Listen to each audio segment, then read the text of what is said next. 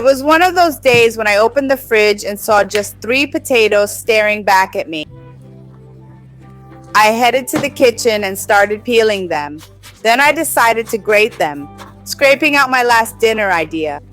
Grating potatoes might seem easy, but trust me, it takes more patience than I had right then. Next, I grabbed a cloth, tossed in the potatoes, and squeezed like I was wringing out juicy gossip. No room for half measures here. Soggy pancake? No thanks. I remembered some eggs, cracked them, and added them to the mix. I threw in some salt and pepper, just the basics for flavor. Then I thought this needs something more, so I added breadcrumbs till it felt right. It's like when you're building something and need that final touch to make it perfect.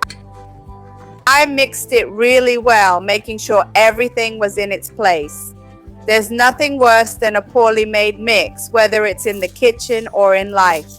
With the mix ready, I moved on to the onion. I peeled it and chopped it. And yes, it made me cry, but as they say, tears in the kitchen are part of the show, so I carried on.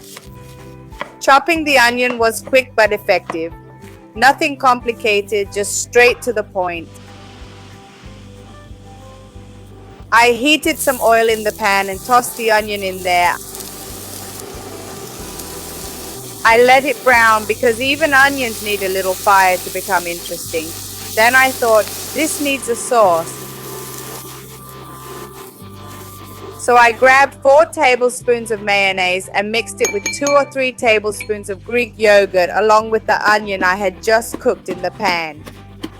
Then I started chopping some cilantro, and when I say a bit, I mean a pinch, the amount they say in my country. I chopped it finely as if I were preparing a secret ingredient and added it to the mixture.